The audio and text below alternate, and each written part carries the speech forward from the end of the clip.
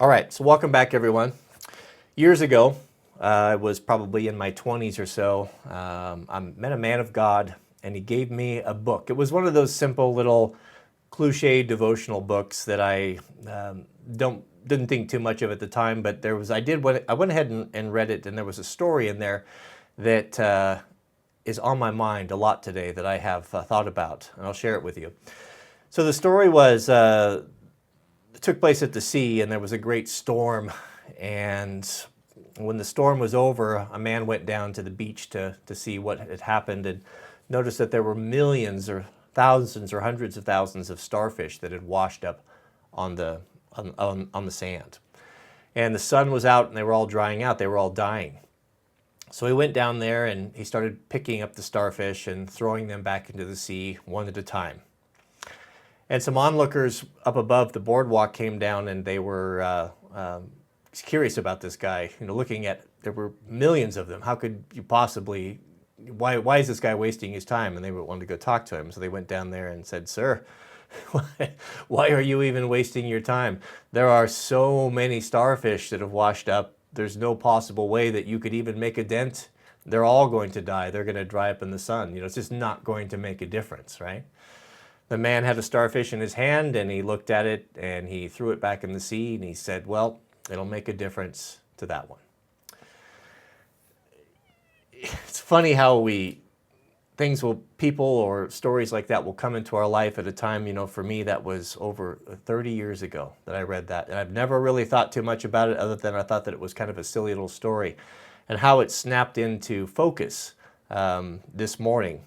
And today's video is going to be building on a little bit of what we uploaded today about what's coming, how to prepare a family for these hard times, and more importantly than that, what is the Christian's role in this, and what is the obligation, and what is our responsibility to our fellow brothers and to our fellow people that are not brothers or not believers.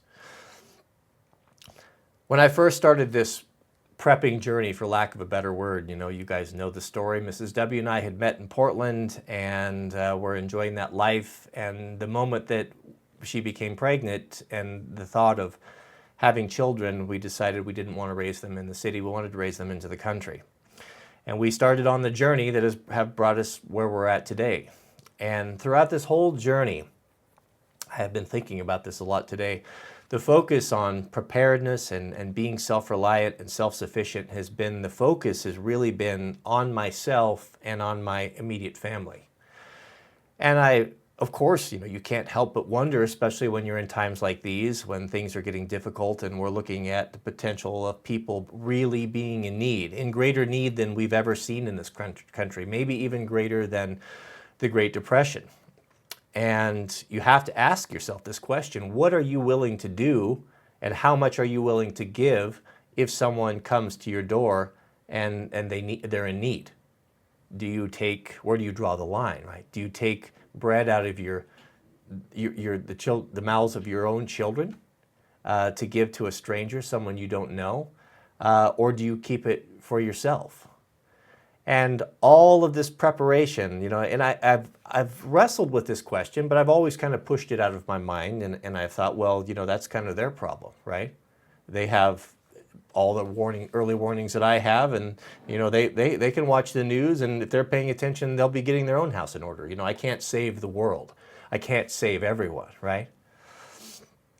Well, my dad called this morning, and we got to talking about this, and he put forward this idea that kind of started this whole ball rolling for me of what is the obligation of a Christian man to his community and to his surrounding areas and to other people. What obligation do we have to them, and what can we do? And when I used to think about that, I thought, well, the excuses that I made for not over-preparing or preparing for others was, well, I don't have the resources, right? I don't have the ability. I can't store up food for an entire community. I don't have enough money to buy tools and equipment and clothing to feed my neighbors if they don't plan, if they're not in need. So what is the point, right? I was the onlookers that went down there and saw all the starfish that were drying up and dying in the sun and didn't lift a hand because, well, what's the point? it's useless, right? That's their problem. It's not my problem.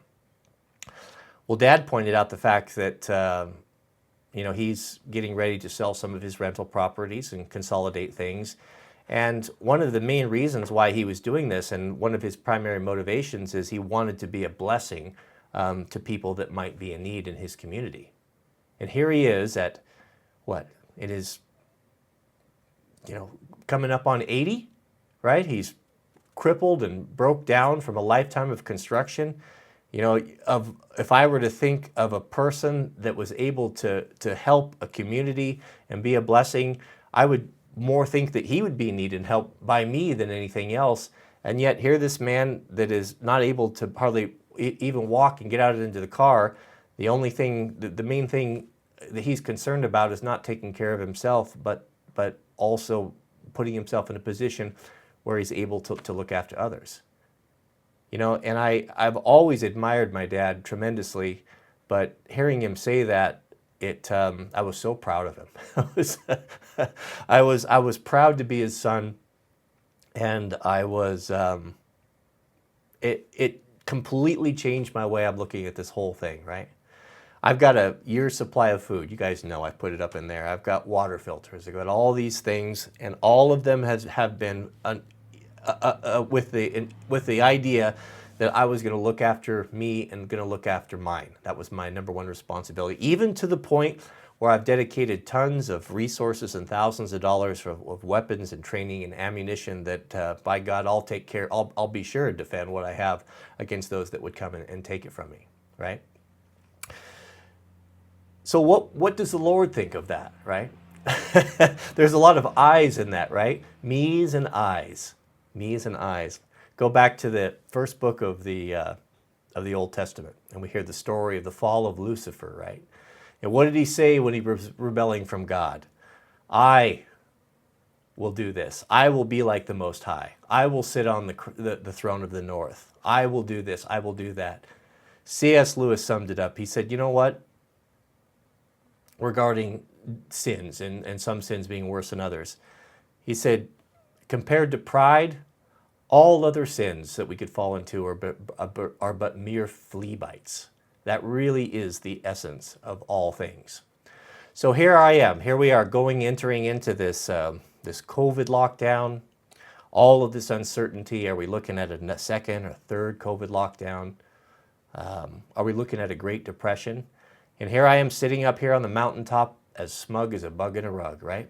Got my food, got my ammunition, got my health, got my spirituality, got my family around me. I'm an island up here, and I'm just going to watch the world burn down and be in relative comfort up here, right? I didn't really think of it that way, but now when I look back upon it, how else can you look at it, right? Yeah, there might be someone come by and you might throw them a can of beans or something, but ultimately my plan was not to take care of my community. My plan was not to take care of large groups of people, right? So here we're right on the precipice of it and getting ready to move. And what do? Wipe out on the sling, tear my shoulder up to the point where I'm absolutely useless around here.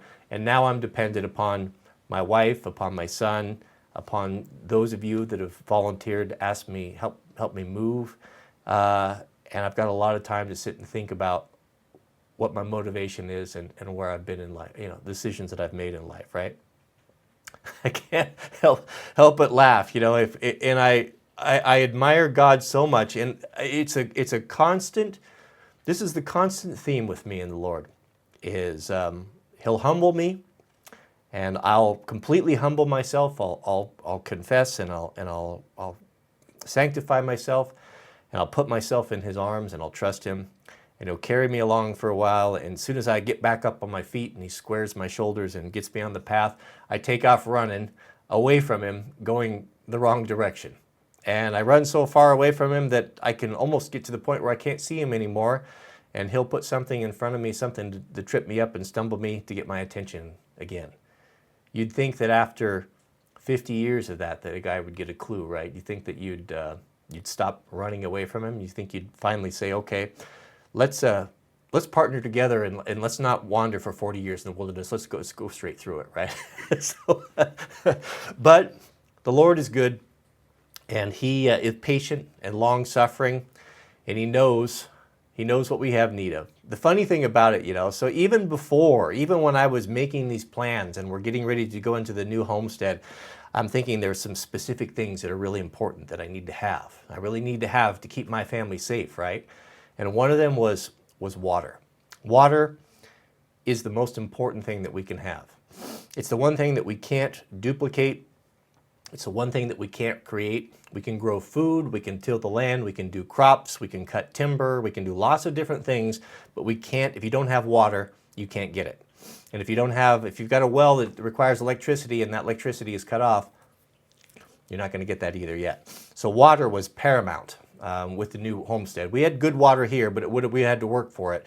The new place, as I've let slip a couple times, is actually on the river. An unlimited supply of beautiful glacier-fed, just an unlimited supply of water for as many people as could possibly want it, right?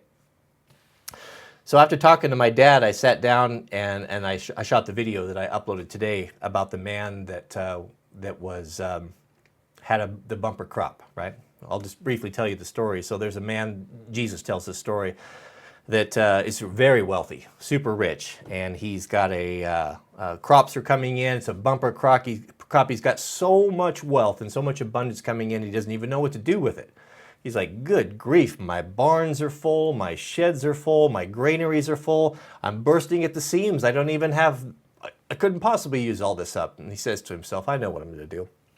I'm going to tear down all those barns. I'm going to build bigger barns. I'm going to put up such an abundance of wealth that I won't have to work for years. I'll be able to just sit back in my chair and pour myself 3 fingers of scotch and a nice cigar, and I'm just going to chill out, and I'm just going to enjoy the fruit of my labors, right? I don't have to do a thing. Well, we know the story, right? The Lord comes to him that night and says, you fool, do you not know that your soul is required of you? Do you not know that you will die in your sleep tonight? And all these things that you laid up in store and all these things that were so important to you, how important are they now? You shouldn't have done that.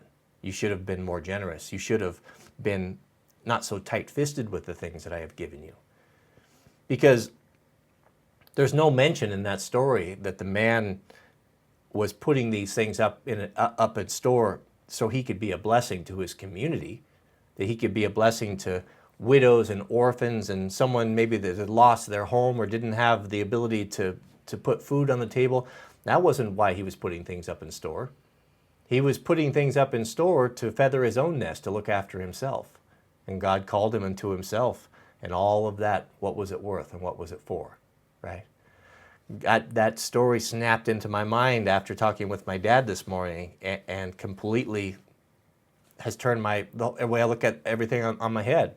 Now I start to see, and I believe that this new land, this new homestead that God has provided for us is meant not to be a refuge for me to insulate myself from those in need and from those in the world, but to be a blessing, perhaps, to be a blessing to those that I might come in contact with. And no man knows what's going to happen tomorrow. I don't know that the economy isn't going to rebound and things may go back like they used to be, but I don't think so. I know a lot of folks in the comments I was reading, they were saying things like, well, here we have it again. I've been around on this planet for 70 years and I heard preachers like you dooming and glooming and saying the end is nigh for my whole life. Why now? That they believed it then, it never happened. Why do we think it's going to happen now? Well, I think it's different now. I think that things that are happening now are unprecedented. I think that things are moving along very quickly. And indeed, we are going to be facing some hard times. And even if we don't, what if we don't, right? What have I lost? What have I given up?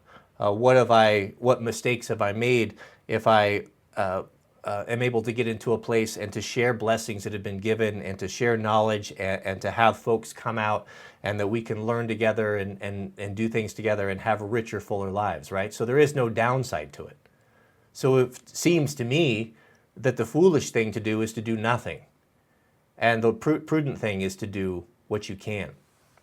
Now, as I said in the video, I think there's a great shaking out coming in this world, that God is coming to separate the proverbial goats from the sheep, his people from people that are not his people. Well, what makes his people? What makes people that are not his people? Is it because they profess to be his people? Not necessarily. His people are people that seek truth, that seek justice, the people that are not his people, that are people that are hard-hearted and cruel, that are selfish and are only concerned about themselves. Don't underestimate the people that are opposed to God. We've lived in relative safety. Yeah, we've had to maybe endure with negative comments or people making fun of us about worshiping an invisible man in the sky and all these things, all this nonsense that you hear from the ignorant. But that's not really persecution, right? That's not exactly someone threatening your life if you don't convert or if you don't denounce Christ. Most of us as Western Christians, we don't even know what compromise or sacrifice is, right? But don't underestimate the motivation of the enemies of God. I've been watching these riots very closely, this Antifa and what's going on. And the scariest thing about that is that they're highly motivated. They have a cause, they have something that they believe in, and they're willing to go out night after night after night, and they're willing to stand up for that. They're willing to go to jail for that. They're willing to be thrown in prison. They're willing to fight and be shot at and possibly killed for that. And if you doubt me, just go watch some of the footage that you're not seeing on the mainstream media from Portland. They're motivated. And do you think that there's anything that you could do or to say that would bring them around to your way of thinking? Do you think really these people that are so motivated to do whatever they feel like they need to do you think that there's going to ever be any common ground? I think we can dispense with that idea. The division is being made right now. There's two camps. You're either on that side or you're on the side of God, right? That's what it comes down to. And the folks that are not connected to God and don't have that spirit, that the wisdom that comes from that spiritual connection, don't understand that what the great controversy is. That this is not just ideologies. This is a spiritual battle, and this is a war between good and evil, right? And you're going to have to make a decision, in my opinion, in a short amount of time, of which side that you want to be in. And there is not going to be a fence to sit on. And God even speaks that himself. He says, I'd rather you be hot or cold than you be lukewarm.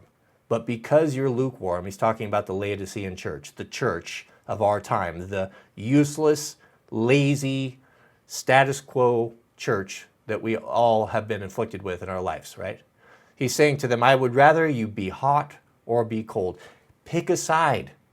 I would rather you be hardcore against me and fighting against me, but doing it because you believed in it, or than the person that sits on the fence and won't make a decision, but he says, because you are lukewarm, I vomit you out of my mouth. You are an offense to me, is what he's saying, right? The battle lines are being drawn up, and the decision is going to have to be made, and it's not going to be easy. It's going to be difficult for some of us. So, with that being said, what can we do? Do we contribute our money and resources to Washington, hoping that if we could just get the right guy in the Senate, if we could just get the right woman in the presidency or wherever, that they're going to sort things out and they'll take care of it? They haven't taken care of anything, and they haven't really accomplished anything other than making our life toilsome and burdensome. And why would we expect any different? And now that the sides, the line is drawn, the teams are being made up, the same thing's going to happen in there. The bickering and the infighting in Congress, the House and the Senate, the presidency, the Supreme Court is only going to intensify. So I think there's no point of it. There's no point of wasting any more time or resources with it. We have a limited amount of time to get ready, in my opinion, and let's get about to doing that. So what can we do? Well, As I've said, I've been looking at this homestead thing about it being looking after my own family. I don't think that's the way of the Christian. I think that we need to be in a position, whether that be with the land that we choose to buy, wherever we're at, that we need to be a blessing to our communities, but not just to ourselves. So what does that mean for me? Well, this picture kind of poked up in my mind here. So we have this new homestead, lots and lots of land, acres and acres and acres, enough for lots of people. Am I starting a commune? No, I'm not. That's not what I'm saying. But what happens? What do we do? What is our responsibility? Let's say we do enter into the next Great Depression, that a family pulls up and 3 little hungry kids in the car, and they, who knows how they found their way there? You know, it's not for me to know. And they come up and they want food, right? What if 10, 20, 50, what if 100 show up? You know, how much food can you give out? And do you want to be the person to turn this family away? You call yourself a Christian, you call yourself a warrior for Christ, you say that you're a person of faith, right? Where's your faith in? Does God have the ability to provide for you miraculously the loaves and the fishes? Is he going to turn your meager stores of frozen blueberries and freeze-dried food into enough to feed a multitude? Well, maybe, maybe not. But again, you have to ask yourself, where does your responsibility, how much, what is your responsibility? How much can you do? Well, the way I look at it is this way. If faced with that situation where I'm at, here's what I would do. Okay, pull your car over there. You can have a little 50 by 50 spot down there by the river. You can pull all the water you need to pull out of there. Do you have any tools? Do you know how to garden? Do you have any seeds? Well, here's a garden hoe. Here's a shovel. Here's a little bit of fencing we had left over. I recommend you start planting, right? You can, because the interesting thing is, you know, God says that those, you know, the man who doesn't work, that man won't eat, right? Well, there may be a situation, what if you get a widow? What if you get someone who's crippled or handicapped in a wheelchair? Well, that may be someone that you do invite to your very own table to sit next to your own children, right? It all depends. But I think we need to put ourselves in a position where we can be a blessing for those that may come in contact with us, right? I wonder sometimes, you know, this whole last decade of creating videos and all of these things. And, you know, when I first started the channel, you know, I didn't know a lot of these skills. You know, most of the stuff I've done that haven't been taught with my granddad or grandfather, I've been self-taught. But the best way to learn something is if you need to teach it. Because if you know you have to teach folks how to do something, you'll put the time in to make sure that you at least have a basic understanding of it. And now I'm thinking now, you know, if hard times come and we have enough land where we can be a blessing to people, maybe all of those things that we learn on how to make axe handles and how to properly fall timber and how to filter water and how to put in drain fields and septic systems, maybe rather than for me to try to do that for everyone, which I can't, maybe my job is to show how to do that.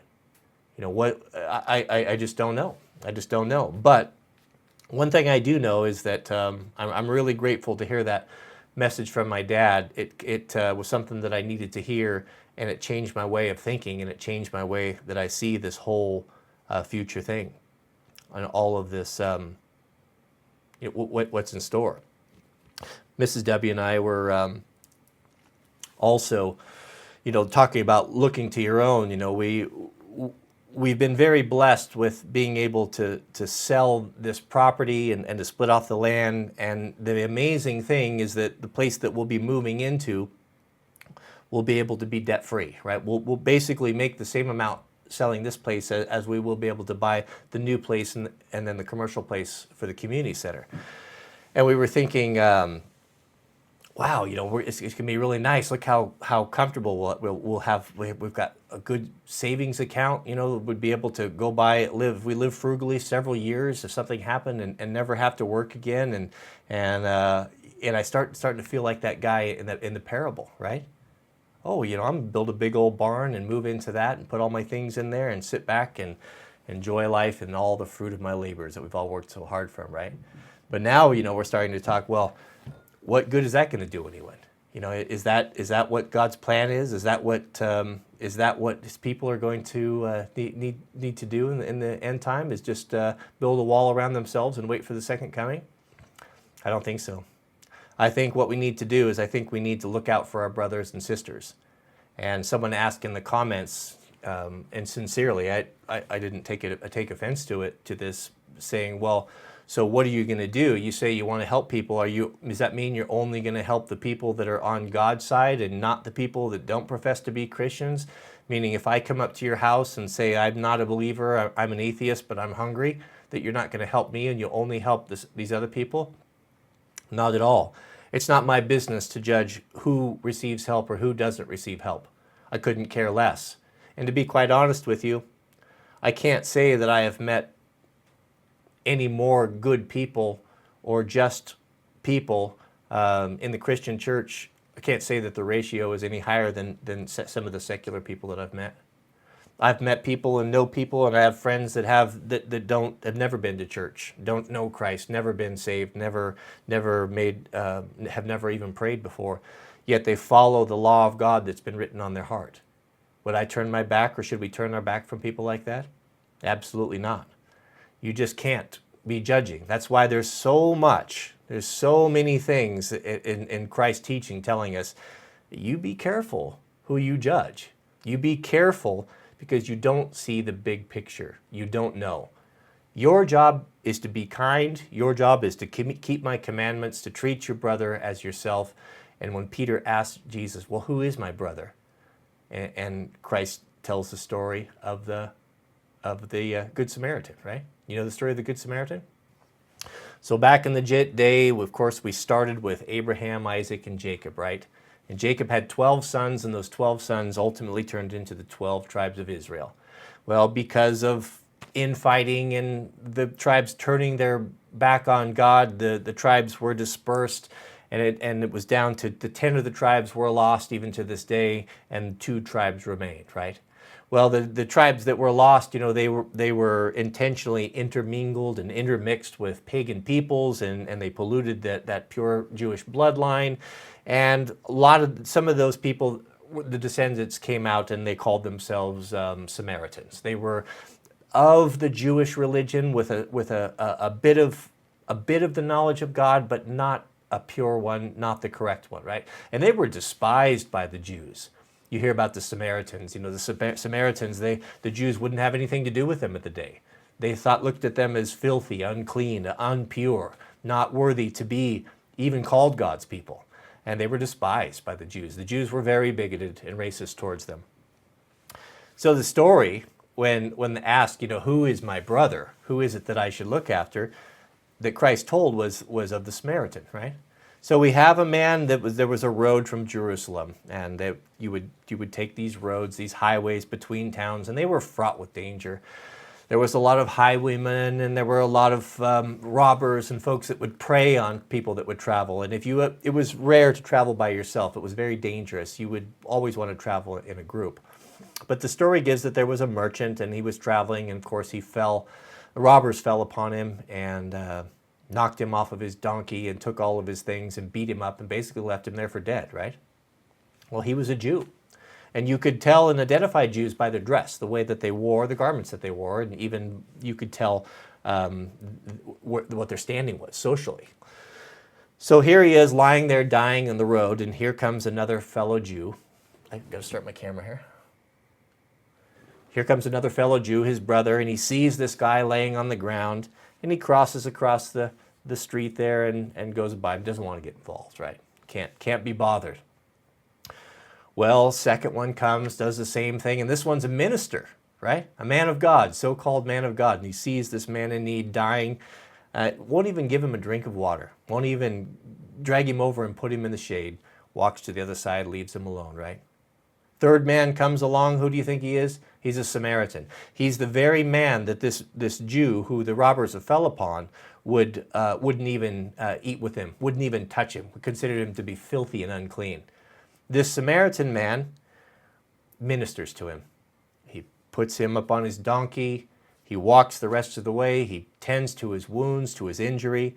And not only that, when he comes into the town, He goes to an innkeeper and says, I want you to take care of this man, and here's some money.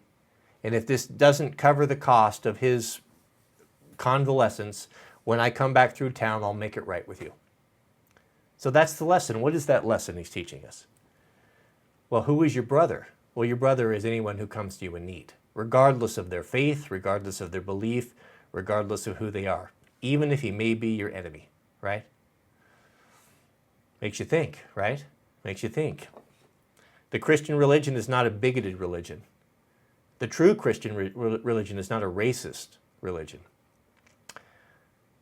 Another thing I think that we're going to have to deal with in these final days here, we have enough time here, is I think we need to address this idea that of turning the other cheek. This is a heresy that has been taken out of context that has worked its way into the Christian church, that the Christian man needs to be absolutely passive. And if someone wants to come and take something from him, he should just let him have it, right?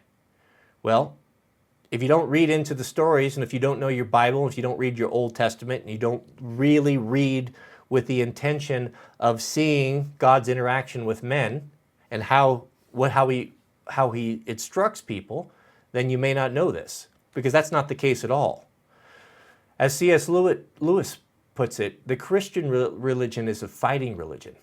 It is a hard religion, and it is a religion that is not about just being trampled upon. A chicken is coming in my office here. Go on, chicken. Go on. All right, here I can see all the old timers. Well, you got a scripture for that? You're going to back that up? I will back that up, right? I will back that up. So let's talk about the apostles, right? So as we know, Jesus, he walked and taught. His ministry was relatively short, what, 3.5 years or so? And he instructed right before he left and after he returned from the resurrection, he gave instructions to the early church. And he said, you're going to be without me. You're going to face difficult times. I want you to go out 2 by 2. I don't want you to go out by yourself. I want you to go out so you have someone to help you if you get into trouble, because it's a lot harder to take advantage or to rob 2 people or 2 men than it is 1, right?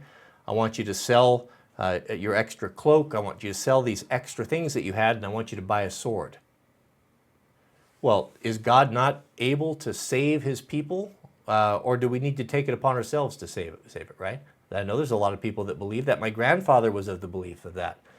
When World War II broke out and he was drafted into the army, he was a strong man of faith, devout Christian, and he read the Bible literally. He wasn't an educated man. He didn't spend a lot of time in the 66 books. That's why it's so important to read your Old and your New Testament, because you can't understand the context without the Old Testament.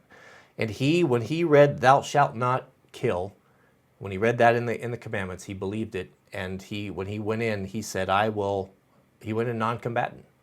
He said, I will not kill anyone, but I'll do anything I'm asked to do. I'm not shirking my duty. I'm not shirking my responsibility to fight for my country, but I cannot in good faith take another person's life, right? Well, what he didn't understand was there are 2 different words, for kill in the Bible. And if you get into that and you go back to the original text, you'll find out that there's murder and kill. There's a difference between murder and kill, right? You can accidentally kill someone of no fault of your own, right? You can be driving along at night and someone can run out in front of you, and before you even have the chance to hit the brakes, you can take a life. Now, is that murder? Is that the same thing of a man that walks out into the front yard and shoots a 5-year-old boy in the head with a revolver? Are those two, both results are the same, right? One was killed and one was murdered, right? What the commandment says is thou shalt not murder. It doesn't say thou shalt not kill. Now God says that I'm the same yesterday, today, and forever. And he says I changeth not. He's not like us. He says I'm not like a man that I should lie. We sometimes, if we don't know God, we don't know his character and we don't know what he's like, especially for children, the only thing we have to like get a point of reference is another man. We might even look to a man in the clergy or a preacher or a pastor, and that's right. That's our job as fathers, right? That's why it's so important to be in the Word and to be a good example to your children, because your little kids, they can't understand the concept of God. And so they see you. You stand in proxy temporarily of that role until they have the intellect and you can direct them to the giver of life, which is Jesus himself. You're just to say, look at me, I'm going to stand in his place until you can see him for yourself. But do know that I am a sinful person, and I'm a flawed person, and you should never put your faith 100% in any man, because that man will let you down. So if you have been raised by a father that left you or didn't treat you well, and sometimes if you didn't have that advantage of a good, strong Christian father, you can not trust God, and you can project that all of those shortcomings that your father had, or a false person of God, onto God himself. But he's not like that. He never lies. He never forgets about you. He never will forsake you or turn his back on you. And we have to remember that. I forgot where we were going with this. Anyway, I need to pick up a couple super chats. But don't be fearful, and think about, as I'm doing right now, think about how you can be a blessing to those around you. And it may just be the one neighbor. We're not all in a position to buy big acreages next to a river. I'm not saying that. I'm not saying you're doing something wrong if you're not doing what I'm doing. That's why it's none of my business what you do. You just do what you can. Okay, I'm sorry. I missed your super chat. Here's the thing with the super chat. There's a little dollar sign down there, and what that is, if you're wondering, I get a lot of questions, is that if you feel compelled to contribute to the channel and help support us as we move into this next ministry, you're able to put that up there, and your comment gets picked to the top or it's pinned to the top there. And I did see some coming up there, but I don't have anyone to help me here to monitor all this stuff, and it breaks my train of thought to go and to answer these. So if you put those up there and you were hoping to get a response, I do apologize. But I'll get to the ones that I can. They all went away, and I don't even know how to access them there. But that's not really the motivation, I think, for most people. Those that want to be generous, and those that want to contribute to the cause and to this ministry, that's between you and God, and know that we will appreciate that. We will honor anything that you put there and apply these things towards the future progress, the future of this channel.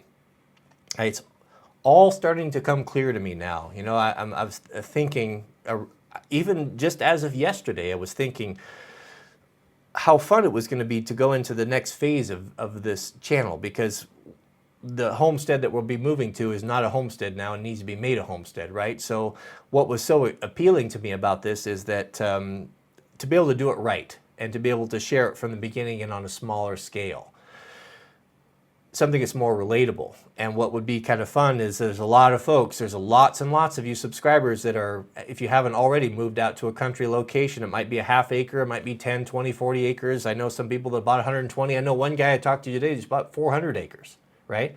That we'll be able to do this together, and do all this thing. But the more I look at it, the more I think about it, yeah, I will put in my orchard and put in my garden and cut my firewood and do all those things. But I think the real emphasis of the channel is going to be moving in a direction where we can share information and share knowledge and just encourage one another, right? That's going to be the main thing. Oh, I know where we're getting at.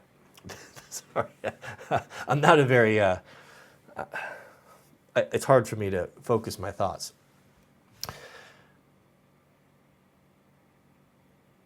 The early apostles, sell your extra coat, sell your extra boots, and buy yourself a sword. We have an obligation also in these hard times, in these final times, not to be doormats and not to be just lay down and let people take advantage of us. right? What did Christ tell us? I want you to be harmless as doves, but I want you to be wise as serpents. And oftentimes, for the most part, the Christian church is not particularly wise. The greatest story, one of the greatest stories, we'll wrap up with this here, is the unjust, what was it? The unjust steward. Great story. Christ tells this story. So there's a guy, basically he's an accountant. He's a CPA for a wealthy landowner, wealthy man. Well, he's doesn't really fear God, and he's been a little fast and loose with the books and hasn't really taken very good good care of his master's money, right? Even implies that he may have skimmed a little off the top, for himself. Well, his master gets wind of this and finds out that this guy that's been in charge of his finances may not be on the up and up.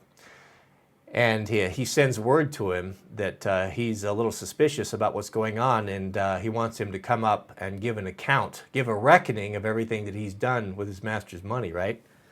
Well, this guy thinks to himself, good grief, I am going to be out.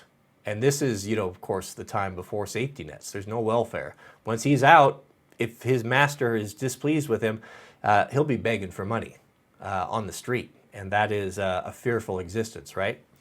So he thinks to himself, what can I do? What can I do to take care of myself so that if my master throws me out, that I'm not completely out on my street at the street begging for money, right? So what he does is he goes to all of the debtors, several of the debtors. These are men that owe his master money. And he says to him, he goes to the first one and says, so you owe my master $1 million. Here, I'll tell you what, quickly, write me a check for $500,000 and we'll call it good, right? So the debtor, well, that's a pretty good deal. I owed this guy $1 million, and here's his representative telling me that I only have to write down a $500,000, right? Goes to another, owes him $250,000, right? Says, look, go ahead and write me out a check for $150,000 here, and we'll wipe away the rest of the debt. Well, of course, he complies. That's a heck of a deal. He only has to pay back half, right? And he goes on down the line, right? Collecting this money. Well, he comes up before his master and he asks him to give an account of all these things, and the master finds out what this guy had done, right? Well, the funny thing about it is that he commends him. He commends him on his ability to see the writing of on the wall, to see all the dangers coming, and to make sure that he took care of himself, right? He praises him for it. And I always struggled with that question. I'm like, well, why would Christ cite this to be an example of faith, an example of something to do? Why is he giving this example? Well, now I realize he's not giving this as an example of something that we should do. What he's doing is he's pointing out how foolish and lazy God's people can be, where they can see that they're going to be in need, they can see that there's going to be hard times coming up, and they don't have the wisdom or the wherewithal or the guts to get up and to do something about it. Here they said, oh, I'm not going to do anything. I'm not going to prepare. I'm not going to buy any freeze-dried food. I'm not going to make sure that I have an emergency fund. I'm not going to pay off my house because, oh, the Lord will take care of me, right? But that's not the way that God works with people. What he's pointing out in the story is that, look, here's a guy who's not a Christian. Here's a guy that in the story says he doesn't even fear me, but yet he's got the good sense to make sure he looks after himself. He takes care of himself. He can see that hard times are coming. And here my own people, they don't even have the wisdom to do the basic stuff that this heretic does, right? So, there's a lesson in that. We have a responsibility. We cannot take the blessings that God has given us and sit upon them and just benefit our own family and ourselves and completely turn a blind eye to what's going on. In addition to that, we also have to make sure that we make these preparations. How many stories do we have? That's why it's so important to be in the Old Testament, guys. The ark, the perfect example. Could God have saved Noah and his family through the flood? Of course he could have. But did he? Noah had to build that ark. It was 120 years working on that. And he also had to prep and put up enough food supplies, and not only food for his own family, but food for the animals. Do you know that 2 by 2, the animals that led in there, you know that unclean animals were 2 by 2, but the clean animals were 7 by 7. Why? It was food for the family. Cattle, sheep, goats, things that were clean, things that would have been appropriate for the antediluvian man to eat. There was 7, there was 14. He was the original prepper, right? Doesn't stop with that, right? How about the story of Joseph? Joseph, his brother sold him into slavery, down into Egypt. Through a series of incredible miracles and things, he finds himself in second in command, right-hand man to Pharaoh, right? God speaks to him and says there's going to be a famine coming. It's going to be 7 years of plenty and 7 years of hard times. You need to make sure that you're prepared for this. Well, what did Joseph do? Well, he went to Pharaoh and he said, look, we got to prepare for this. God's bringing a pestilence or natural occurring. No one really knows. We're going to have 7 years of plenty. We're going to have 7 years of need. And the Pharaoh, bless him, listened to Joseph. And they took a percentage. They took a percentage of everybody's crop, and they built granaries, and they're still there to this day. You can go look at pictures of them. And then when the food ran out and the people were hungry, all of the people came to the land, and because of Joseph, because of that one man of God, thousands and thousands of people were able to fight off, to stave off hunger, misery, and death, all because of that preparation. So don't tell me that those of us Christians don't have a responsibility to our communities and our families way out on a scale way bigger than you may understand. But we also, we'll close with this, we also have to be, not to be foolish, we also have to put ourselves in a position to defend against those people that would be evil, that would come to harm us or our families. Because there's going to be 2 types of folks that are going to come to you in hard times. There's going to be those that come with their hat in their hand, and if they're willing to work, and if they're willing to set up their tent over there and put in 12, 16-hour days, it's not going to be easy.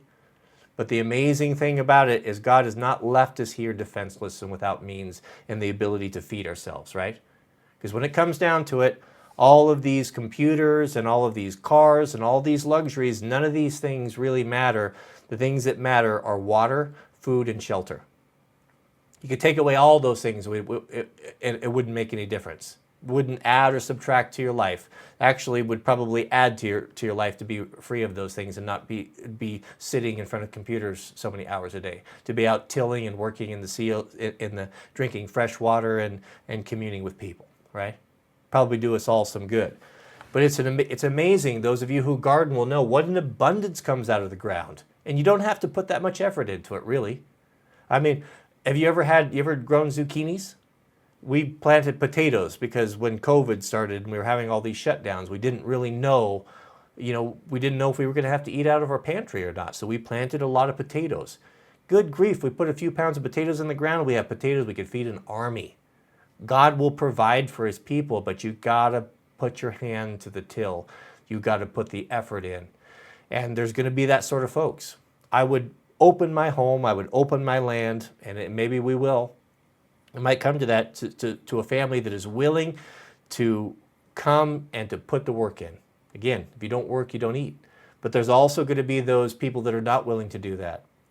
And there's going to be those people that are enemies of God's people that would come to hurt and destroy and to take from them. We need to be in a position to defend against that sort of people, and we need to be soldiers. We need to be smart about that. We need to be able to meet extreme violence with extreme violence. As King David said, "My God strengthens my arm for war." There's a time for war. There's a time to go to war. There's a time to defend yours and your family. And when that is, I can't say. That's going to be between you and God. But you don't want to be... God can protect you. God can save you through anything. But also, the same responsibility that we have to put things in store and to make sure we have tools and knowledge and seeds and water and the things that we need, the same importance needs to put on being able to defend those things as well, without a doubt. All right. Oh, sorry, guys. Don't really know where I was going with this. I just talking off the top of my head. Let me grab a couple super chats here. We have a super chat from, is it Stephen Click. All Christ's parables are spiritual metaphors for obtaining your salvation. Jesus explains this, and so that some may know and others may not. Yeah, it's the duality of the parable. The duality meaning that many of these things had an application at that time and an application in the future. That's true. We have a super chat from Kibbs who writes, everyone needs to watch how the communists take over countries. Educational video 1964 on YouTube. It will explain why the chaos is happening. Have faith, everyone. Yeah, well, I have faith, but I don't have faith that in the government. I don't have faith that if we could just vote the right people in, it's going to happen. All that we can do is turn in and look to our own communities and do what we can. Some of us have more resources than others, but again, if you're a Christian or a person sitting around on their hands thinking that, oh, well, we'll just have to get the right president in there, I'm not going to do anything, that's all in God's hands. Well, you know what? I don't think that that's the way it's going to be. I think that it's going to be difficult, but it's going to be rewarding, and I want to be on the front lines. I want to be in the army of God.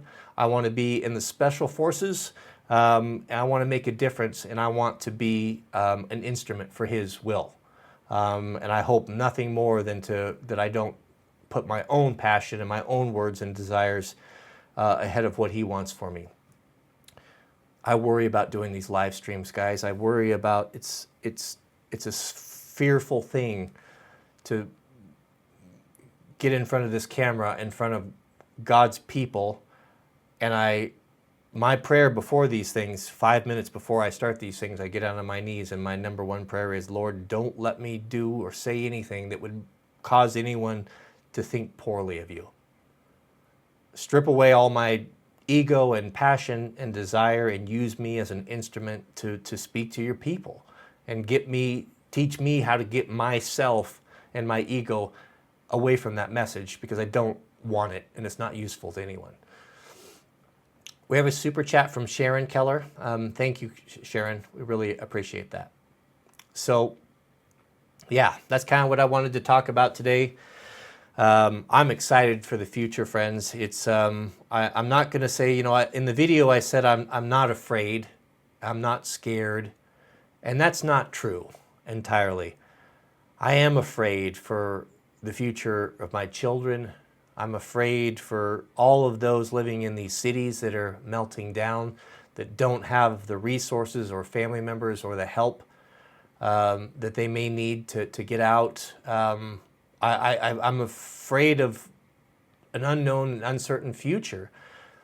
However, that fear, it's not a fear that would prevent me from doing anything, but a fear to spur me on to push me closer to God. Because I understand, especially after this injury with my shoulder, I understand how weak and feeble I truly am, and with one small incident like that, I could be completely unable to care for myself and care for my family, and might need to rely upon the goodwill and the kindness of others. That's an important lesson for me, and I don't think that it's coincidence that this happened at this very moment. I think it was something that I needed to jar me out of my complacency and out of my egotistical motivations and plans. I'm excited for the future, friends. I'm excited to be able to do these live streams with you guys. I'm excited to plant a new garden and to build fences. I'm excited to have a place where people can come, that we can meet one another and that we can learn from one another. And I'm excited just to build that community, and I'm excited to be a soldier for Christ. Thanks for watching, everyone. Keep us in your prayers. May God bless you and your families. And we'll see you guys on the next video.